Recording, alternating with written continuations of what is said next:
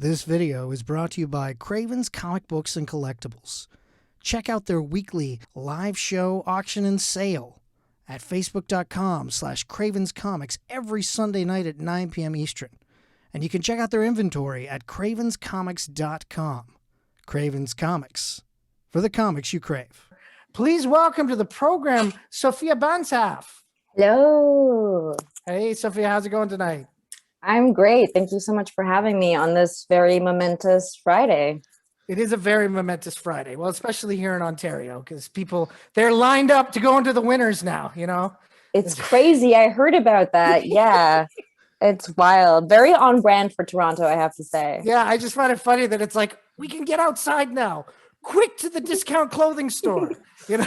Yeah, it's crazy. But I'm just so happy we can finally just sit on patios again. Yeah, no, that's good. And also jump around in bouncy castles, which apparently is happening right outside your window from your neighbors, right? Yeah, so if you hear children screaming, that is why.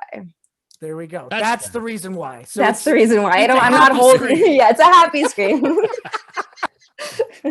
No, we're not talking about Sophia's hidden murder room that she's got behind, No, because she was smart. You were smart enough to soundproof that room, so we couldn't hear any screams from that. No. Oh, man. But let's talk about The Communist Daughter. Of course, it dropped earlier this year on CBC Gem. And my God, it is a lot of fun. And I know that Leah Cameron, who's the showrunner of the series, it's loosely based on her experience as a teenager, correct? Yeah, it is based on her experience. Her dad grew up, or she was raised in a communist household, basically. And, that is tough when you're a teenager and you're kind of trying to fit in with everyone in school, but you're also raised with these convictions. And she did believe, it was a very idealistic version of communism. So there were a lot of things that she did sort of, actually hold on to. But then the show, of course, is very heightened. The narrative itself is fictional. And yeah, it's a lot of fun. Yeah. No, it's fun for someone like myself and Andrew, growing up in, like me, I remember growing up in the 80s, and like some of the things that, that you guys mention, and it's fun to see that, but also then to see it through the lens of a family that is not so wanting to accept some of these other Western cultural phenomenons that we were all used to. Well, it's funny because actually I was raised I didn't grow up with a TV, like with cable. So I kind of am similar to Dunyasha in the sense of like being a little bit culturally sheltered in a very like crucial time in my life. So when I think it's like episode 2, when Dunyasha starts watching all these movies and trying to get like with it culturally to be able to hang with her friends, that was definitely me at a certain point in my life where I was just like, I need to be able to like talk and, flirt with the guy. Like it was like the exact same situation for me. So it was really funny to see that, of course, in a different era, but still. Right. So at one point, your mother cut your hair into a mullet in real life as well? You know what? She did give me like a bowl cut at one point, which, to be fair, it actually looked cute on me because I was like very young. Right. And to be honest, now even like the bowl cut's totally back. So there you go. You were ahead of your time. Yeah. I think everybody's got a story about their parents cutting their hair in like some terrible way that they feel ashamed of that. So it was like I was watching that episode and I was just like, I cringed a little bit because I remember my mom cutting my hair for years until I finally put my foot down, and I was just like, no more.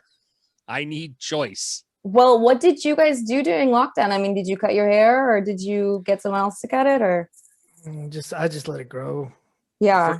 For me, I lucked out because at both times that we got locked down, I timed it that within like the last one, it was on the last day. So like a couple months ago, it was the last day I had my appointment.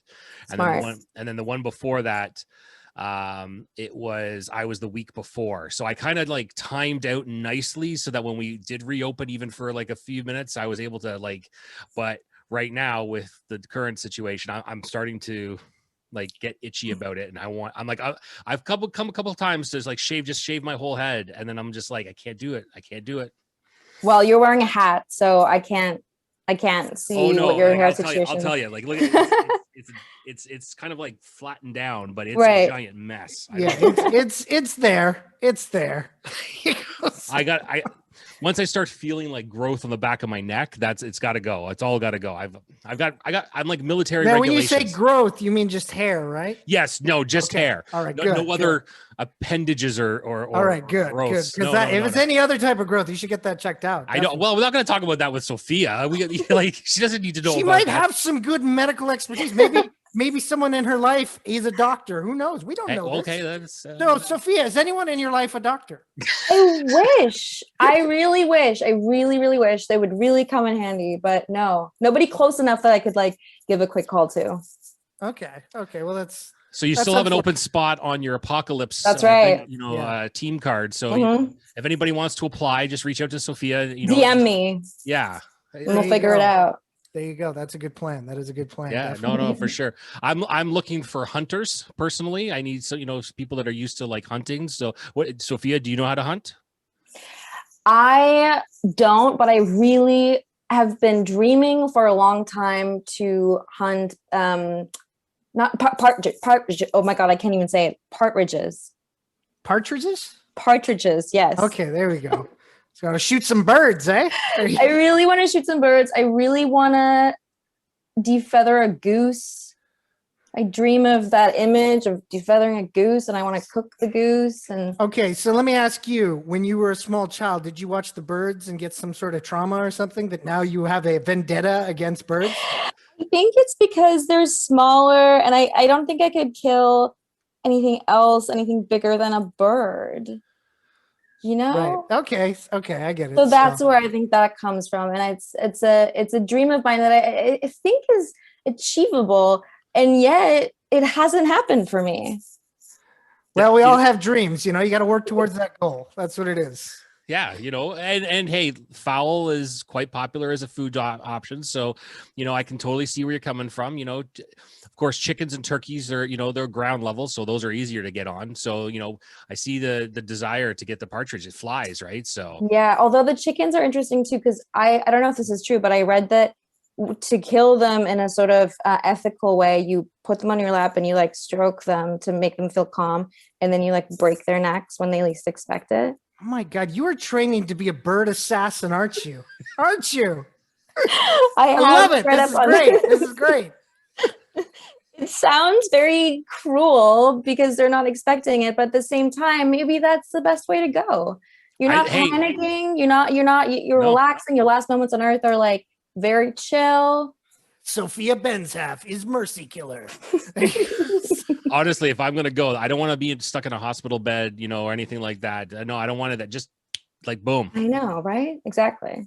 There you go. We're getting deep. I like it. I feel, Mr. Green, you're going to go the way God intended, which is in the middle of a Costco fighting for your life. I think that's going to happen. Fighting for a free sample.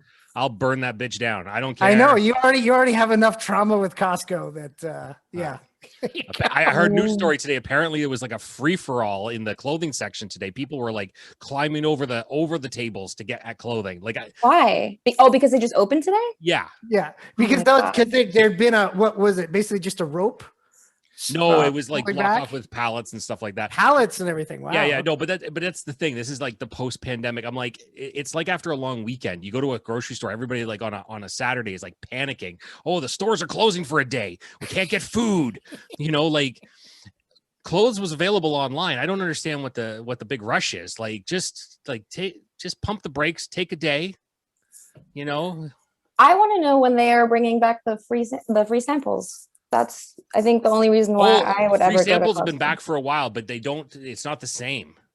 They have a person, they stand there and they're behind like plexiglass. I was there the other day and there were plexiglass up there, and then they place it in the airlock and then you take it out. Pretty much. They have like a bowl, they push forward and they just say, and they point at it and they go, "Would you like a sample?" And they're standing 6 feet away from it. Like, it's just like, it's so impersonal. That's dystopian. Yeah, That is it totally. is.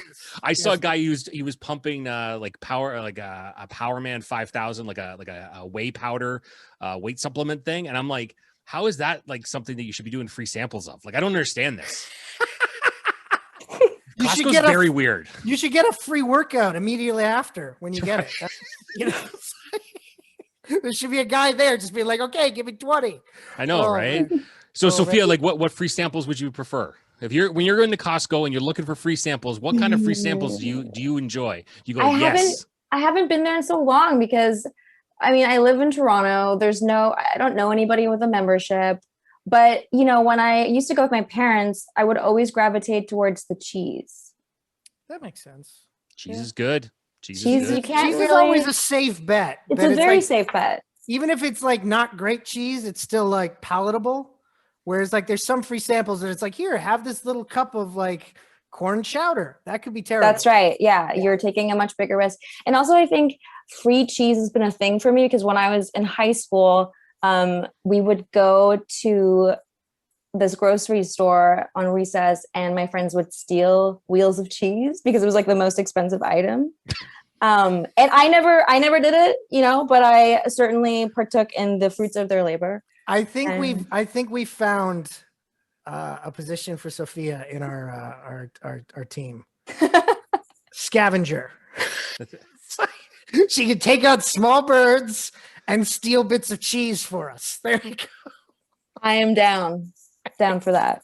I think that works. I think everybody is just so used to the pandemic now that that's all we ever think about.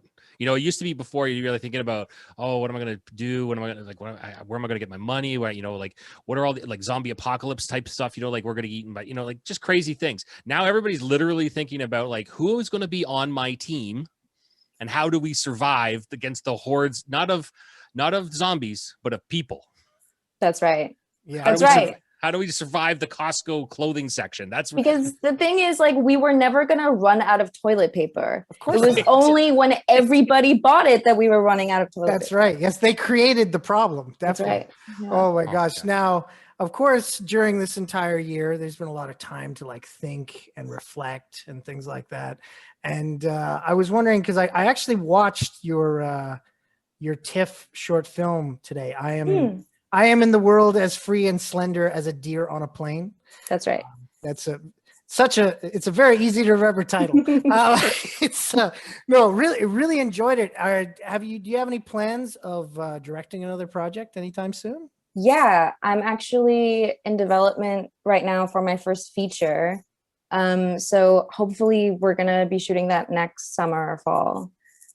So that's actually kind of where like a lot of my energy is going right now. And I'm really excited about it, but I can't really talk about it yet. So right. So you're in pre-production phases right now. Yeah, very early phases. We're still working on the script, and yeah, it's been great. It's been a really nice thing to be able to focus on during the pandemic. Yeah. You know, it really kept me from sort of going insane. And now I have this thing that I can make. So it's great. There you go. Awesome. That's good. It's always about finding new projects to work on, which is always great. But you know, it's funny because we were talking about this whole, you know, apocalypse team and how to survive and stuff. But you know, if we all took the stand that Dunyasha and her family take about trying to give to everybody in the Communist Daughter, I think we'd be in a better place. I really do. I 100% agree.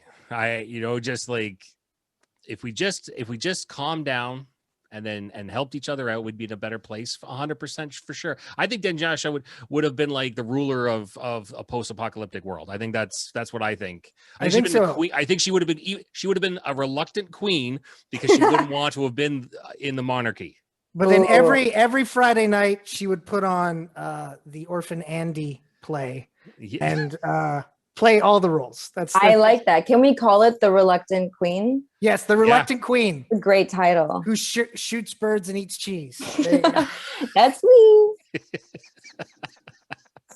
But yeah, I mean, I love the sort of idealistic. I mean, of course, you know, I'm politically of the mind that like both communism and capitalism don't work.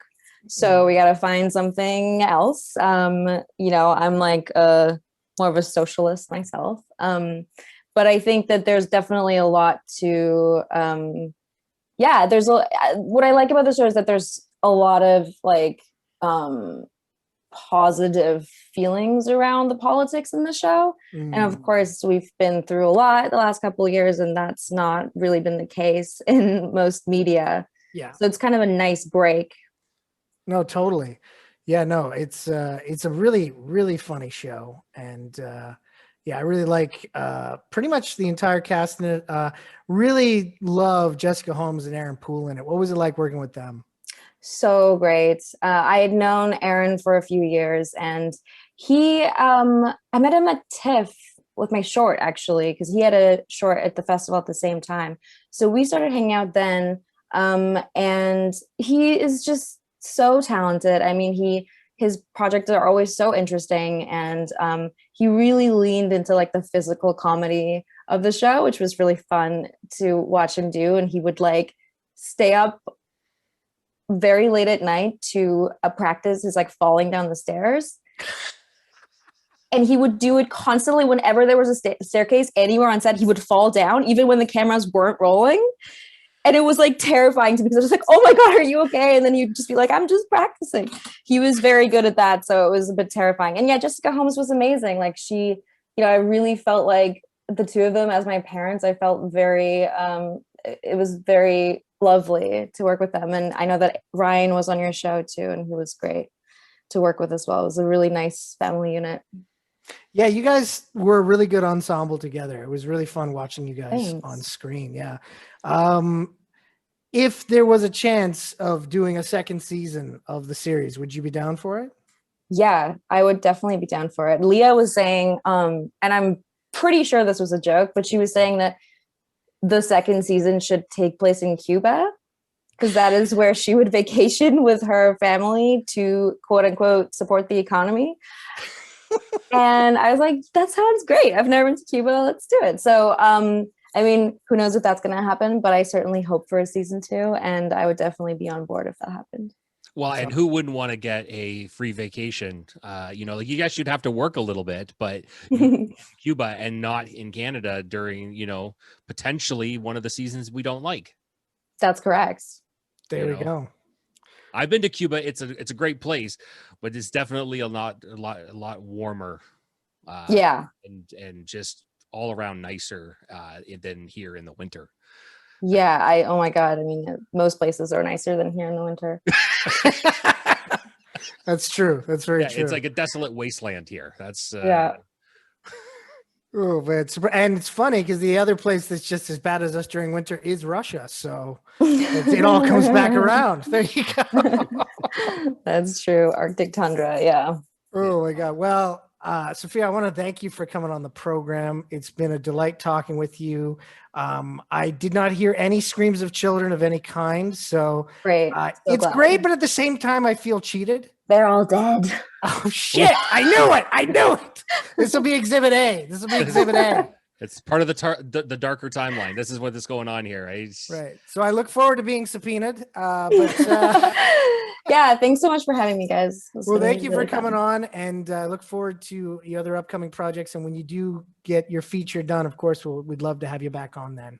Sounds great. Thanks, guys. All right. Have a great night. Bye. Thanks, Sofia.